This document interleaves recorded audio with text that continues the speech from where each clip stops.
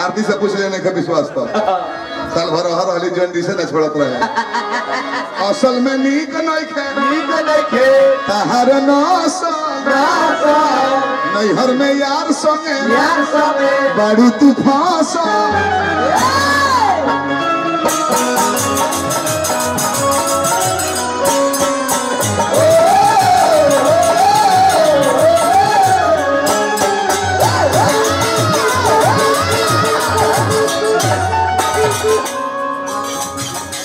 असल में नीक नहीं खे तहर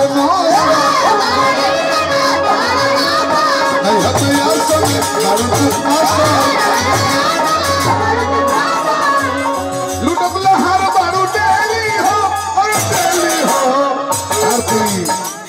आरती हो देखो ससुर मत देखी खसुर भतार पूरा डेली हो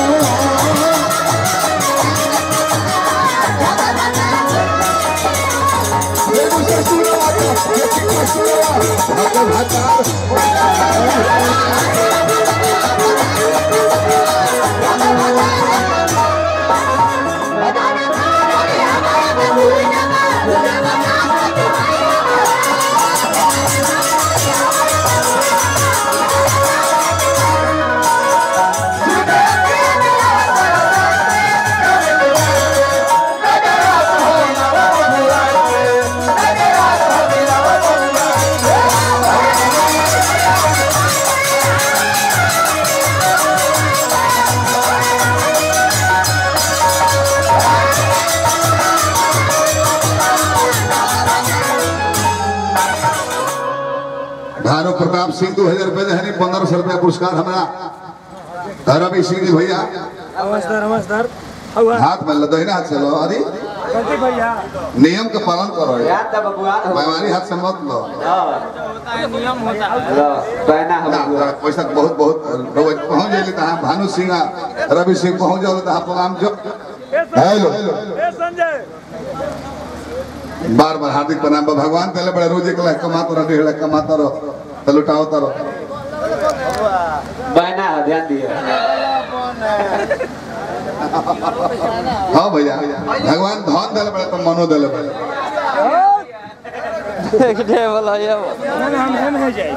काहे को नहीं मालिक अपना ईमानदार समाज पैसा उठे बाबा जी उठा के दे दे है में महापात्र बाबा जी बड़े 20 रुपया जांग 3 घंटा दबले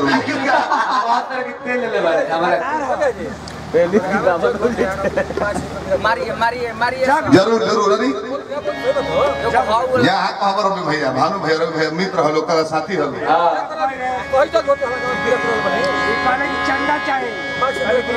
हाँ हम जानते हैं 5 लाख 10 लाख चंदा में रवि सिंह कहीं दे दी है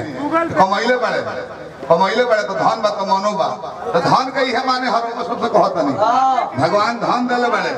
कमानो चाहिए का हो तो 50 लाख जमा पहले बानी 2 करोड़ है बैंक में 2 करोड़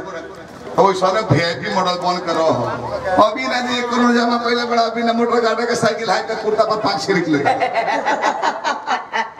50 लाख जमा पहले बड़ा 5000 के ऑपरेशन बिना तारा गांव के गरीब मर गए तारा पैसा में आग मत लागू तारा पैसा में तू कुछ हो मत हो ना बैंक में जमा पहले बड़ा बैंकों में एड्स हो जाओ कि निकले जाओ तो तोहरो हो जाओ तो हो परान बीज दो तारा पैसा से 5 गो गरीब ना जियले जेगा भानु सिंह जी आवेले रवि सिंह जी आवेले तो इंसान हो इहो जी आवेले रविदास पूजा में 3 दिन गावेले 4 दिन सुअर खा ले जय दादा हद हो गई दूरी के घूटा दूरी के घूटा पानी नहीं खे शरम नहीं शरम लालू हो करत कुकुर मारू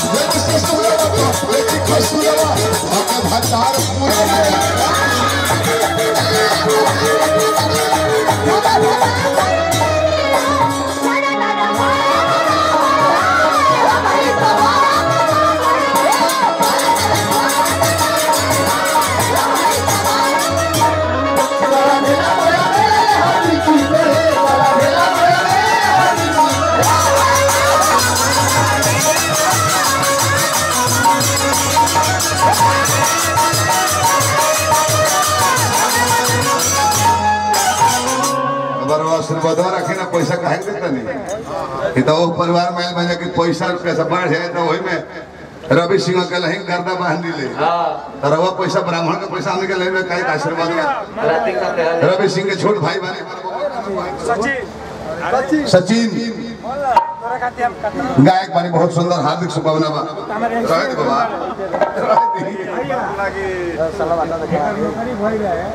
हम जानते हैं पुलिस डिपार्टमेंट में छोड़ के भाग गया तबे ठीक बा वो पुलिस के दाम लुटाए तो पुलिस वाला तो हमने का फायदा हो कुछ हम जानते नहीं अरे छोटू बा